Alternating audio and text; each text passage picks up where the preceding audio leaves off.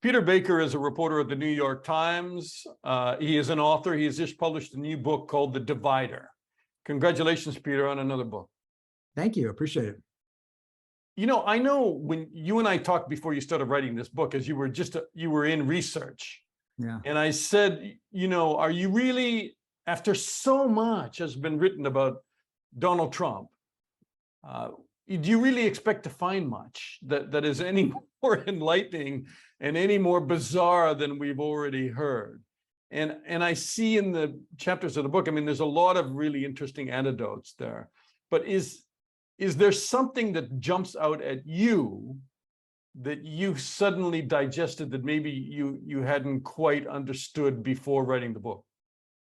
Yeah, well, first of all, Dan, thank you for having me. I really appreciate it. And it's great to be with you again. For listeners who don't know, we were Moscow buddies back in the day, 2 decades ago, I guess now.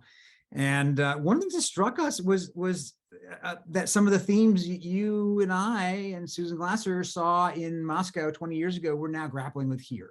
You know, we always thought this can't happen here. Threats to democracy wouldn't work in America. It's too ingrained in the system. But in fact, one of the things that writing this book, The Divider, really taught us is that there, from the early days of Putin's Russia to today, which is, you know, what is the future of this country? Is it going to continue to be the liberal democracy, small L, that we have always thought it as?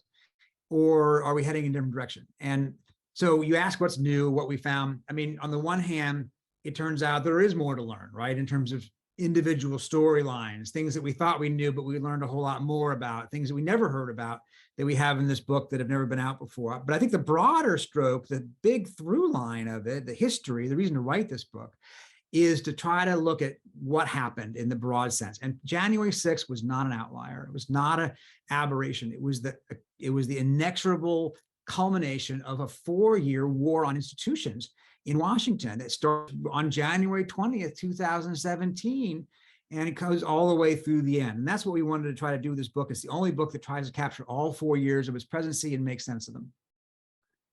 You know, we spoke about President Putin at the beginning because we were in the Kremlin together 20 years ago. Why do you think that President Trump, who grew up in the greatest democracy on the planet, has this weird attraction to leaders in North Korea or, you know, Putin himself? He's spoken very admirably about. Yeah, he has. No question, he has an affinity for strongmen. Erdogan, Xi Jinping, Kim Jong-un, and of course, most famously, Vladimir Putin. And I think he admires strength. He was taught by his father from the beginning that you had to be strong and never show any weakness. Don't apologize, don't retreat, always counterattack. His father's highest compliment to anybody was, "You're a killer." And that's what he told Donald Trump he should be. You should be a killer. And so in some ways, therefore, it's not surprising that he would admire people that is Donald Trump, that he saw in that light. Vladimir Putin, of course, would fit that bill. Yeah. And it's a rather striking thing for an American president. In fact, the Helsinki summit, which was so famous back here, where he stands next to Putin and says, "I basically believe the leader of Russia over my own intelligence agencies," was so startling, not just to reporters who were in the room, but to the head of national intelligence back here in Washington, a guy named Dan Coats, Republican former senator, appointed by Donald Trump, who watched what happened in Helsinki and was shocked by it and thought to himself, well, gosh, what does Putin have on him? That's what Coats told other people later. So even— Yeah, I'm sorry, there's a lot of us that wonder about that. You know, does that videotape Right. really exist or what? But it's remarkable that the Trump-appointed head of intelligence thought that the president of the United States could be compromised in some way. Now, we don't have any evidence that he was in a tangible, specific way, but that's how unexplainable this relationship has always been. Okay, so he admires strongmen. Why do Americans admire, not all of them, but why do millions of Americans admire him? I mean, you take a look at this case this week. He's being sued by the Attorney General in New York for allegedly knowingly inflating assets, millions and millions of dollars of these big buildings to appeal to banks to get more money. Swindling banks is the allegation. how in the world does some guy out in Idaho or some lady in Montana suddenly identify with Donald Trump as their president? Well, it is remarkable, right? Because here's this guy, a New York billionaire, clearly part of the elite by any real definition, owns, a private plane and jets around the world. Yet he has successfully made himself into the voice of the self-perceived oppressed, right? A lot of Americans have a sense of grievance or resentment, and he has tapped into that in a visceral way that no other, I think, president of my lifetime has ever done. So it doesn't matter if the political leader is the one that was aggrieved or oppressed, which he's not. No. It just matters that he's able to tap into that and do that pretty effectively. He does. And he says, basically, I'm one of you. So when he explains away these various investigations and lawsuits and allegations by saying, hey, they're just coming after me the way they are trying to keep you down. And it's not policy based. There is a racial component to it, a cultural component to it, ideological component to it. But broadly speaking, it's this idea that somebody else is getting ahead at my expense. And he is fighting for me. He is giving voice to my feelings of disaffection.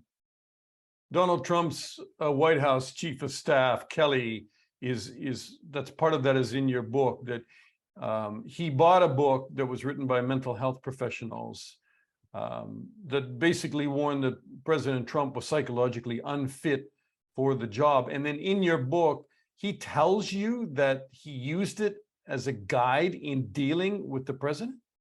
Well, he told other people this, right? John Kelly was the second chief of staff at the White House, and he was so perplexed by this commander-in-chief he was trying to serve that he did buy this book to try to understand the mental pathologies that he was dealing with in the president. He did tell people this was a helpful guide to him to try to understand Trump, try to figure out how to manage him, to try to work for him.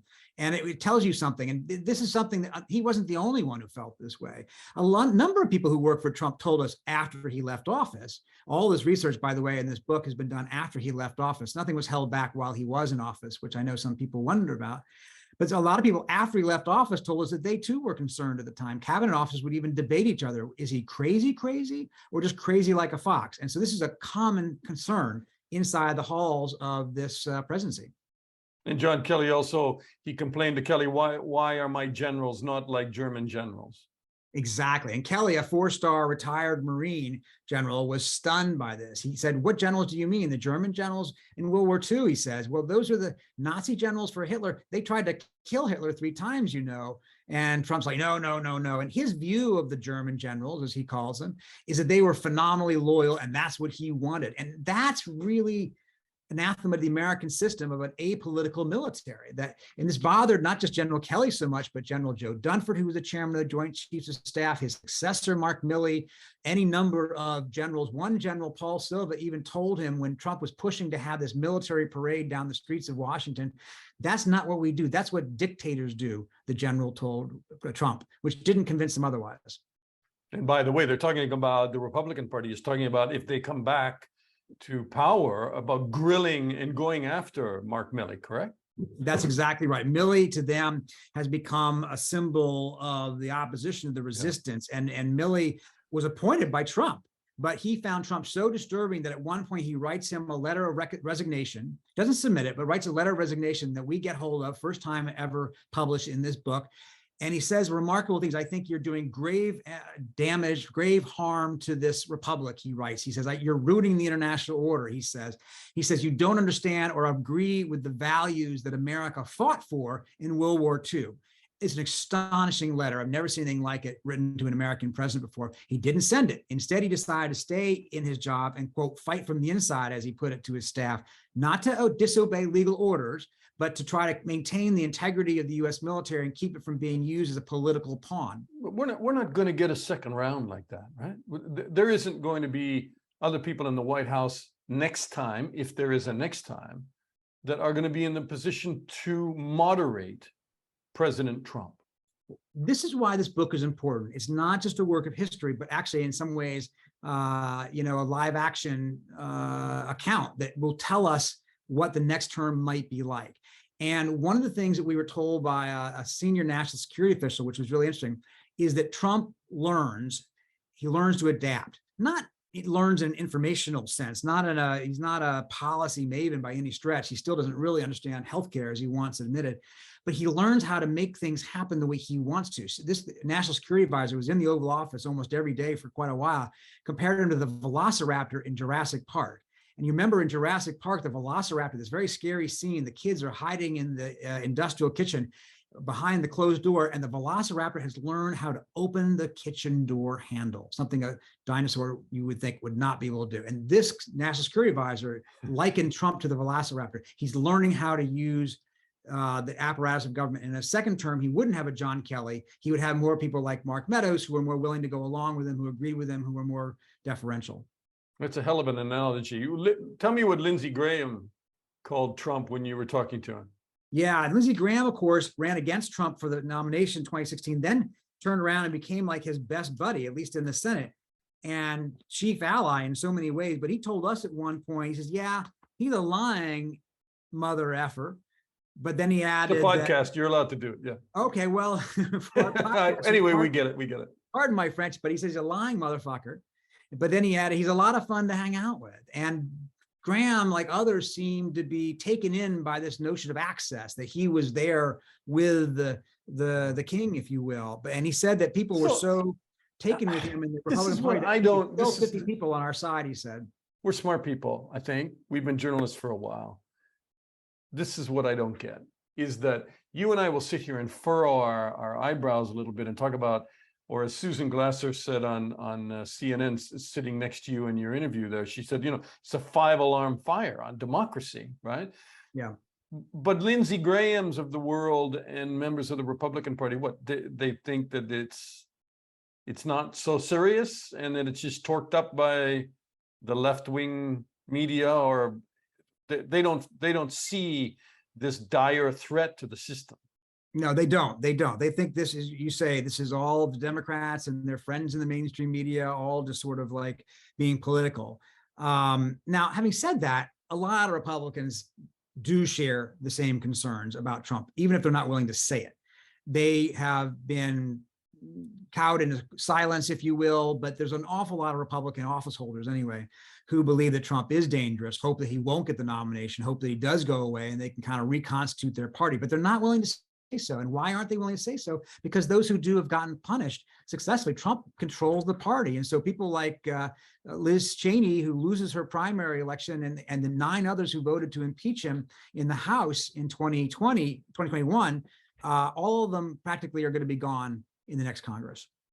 Is he going to run again? Are we going to have potentially another President Trump term if anybody's able to survive that?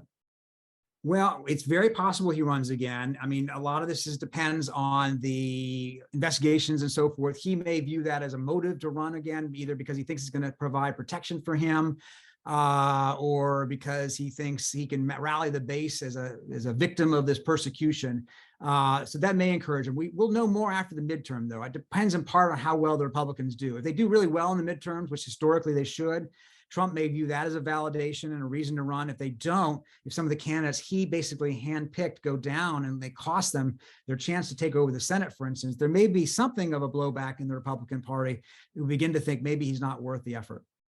And do you think the system can survive another term of a President Trump if he is able to get there? Well, it'll be a challenge to the system, and he will reinvent the system in a different way. And Americans will have to decide if that's what they're willing to live with, because it won't be what we recognize. It'll be a different system. All right, Peter Baker, great to talk to you, Peter. Thank you so much. The book is called The Divider by Peter Baker and Susan Glasser. Thank you. Thank you, Dana. Really appreciate it.